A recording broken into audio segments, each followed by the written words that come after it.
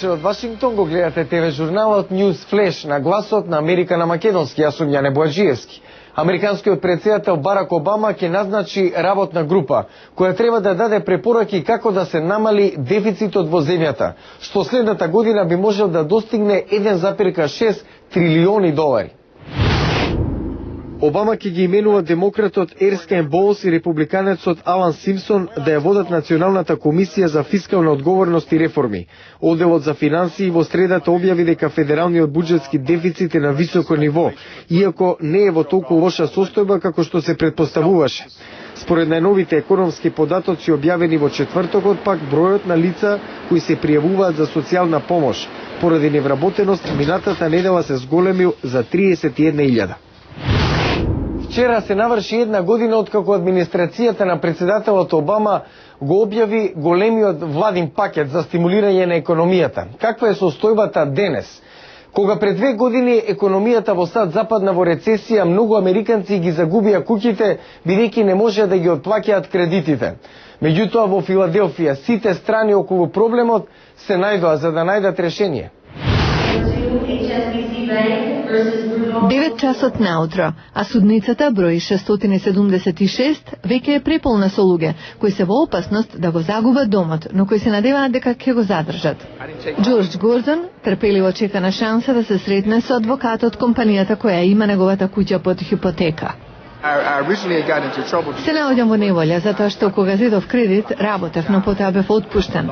Откако ја загубив работата, се тргна надолу. Пред 2 години во Филаделфија нагло нарасна бројот на домови што станаа жртви на хипотека, но градските власти, кредиторите и собствениците на домови се обидоа да ја надминат состојбата во која сите губат. Така започна програмата за превенција на запленување домови, со која собствениците добија шанса да се сретнат со представник од банка и да се обидат да ги принажат условите на кредитот. Советниците за домување, како Мери Кембел, им помагаат на собствениците во преговорите. Ќе побараме дефинитивно да ја намалат каматната стапка од 10% на барем 5%. Джордж Гордон сега работи. Сака да го реструктурира кредитот така што ратата да биде 31% од неговите примања. Во преговорите, собствениците на домови се застапени од адвокати волонтери. Гордон може да здивне. Иако неговиот случај денес не беше решен, тој со помош на адвокат закажа рочиште за 1 месец.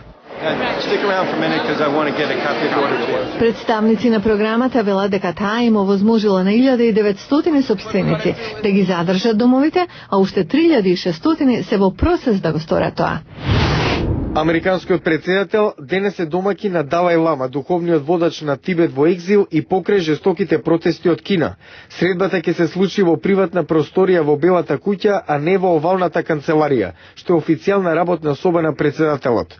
Таа сепак предизвика остро противење од Кина, која минатата недела побара САД, веднаш да ја повлечат поканата до Далај Лама.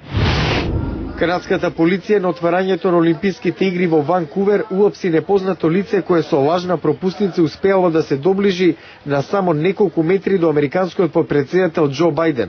Лицето било запрено пред да приде на Бајден, кој седел во ложата за важни гости. Официјални лица потврдија дека човекот имал ментални проблеми, но немал намера да го повреди подпредседателот. Здравствени експерти препорачаа вакцината против свинскиот грип да биде додадена во редовната сезонска вакцина против грипот.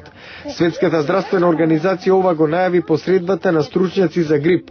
Повеќе од 212 земји досега има потврдено случаи на свински грип. СЗО наведува дека досега од овој вид на грип починале речиси 15.300 лица. Во НБА лигата трае интензивна трговија на играчи пред истекот на крајниот рок во четврток. Во спогодба на 3 екипи истовремено, Антоан Джеймисон замина од Вашингтон Визардс во Кливленд Кавалис, каде се очекува да му помогне на Леброн Джеймс во походот по шампионската титула. Центрот Зидрунас Илгаускас се сели од Кливленд Кавалирс во Вашингтон, а друг Гуден од Вашингтон во Лос Анџелес Клиперс. Во продолжение на News Flash, кога компанијата Honesty пред 10 години почна да продава природен или чај во шишиња, немаше многу така наречени здрави пијалоци на пазарот во Соединетите Американски држави. Во продолжение профил за човекот кој го започна бизнисот од својата кујна во Бетезда, предградија недалеку од Вашингтон. Пијалоците на пазарот за него биле или пресладки или без вкус. Сет Голдман решил да произведе природно растен чај, пакуван во шишиња, што содржи малку шекер. Се обидуваме луѓето да преидат на поздрава исхрана, вели тој. Започнал да прави чај во својата кујна со партнерот Бери Налебав. Се одлучиле за 5 варијанти, сите под марката Honest Tea или чесен чај, алузија дека во него нема скриени нездрави состојки. Најпрвен било тешко да го продаде. Во синџирите на супермаркети и сендвичари ми велеа дека не е доволно сладок, дека има вкус на трева и дека купувачите не се подготвени за него. Сега се. Honest Tea се рекламира минимално, верувајќи дека е доволен податокот дека чајот воопшто е втор најпопуларен напиток во светот, по водата. Голдман се уште експериментира со нови видови во својата кујна во Бетезда, истовремено седиште на компанијата. Користи чај од Кина, Индија и Јужна Африка, одгледан без пестициди и вештачко ѓубриво. Дел од профитот го даваме на собирачите на чај, а ги имаме поддржано и со компјутерски центар и микрокредити, за да можат да инвестираат во она што им е приоритет во заедницата. Honest Tea денес произведува и природни сокови. Во 2008 гигантот Coca-Cola купи 40% од компанијата, со можност да ја купи целата во 2011-та. Голдман коментира дека Coca-Cola согледала дека се повеќе луѓе сакаат здрави пијалоци.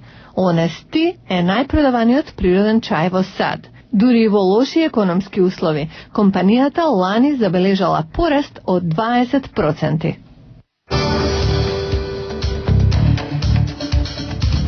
Утре во Newsflash, се повеќе компании во САД одбиваат да вработат пушачи.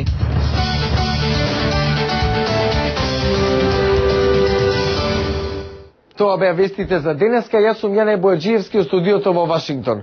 Го гледавте ТВ журналот Newsflash на гласот на Америка на македонски.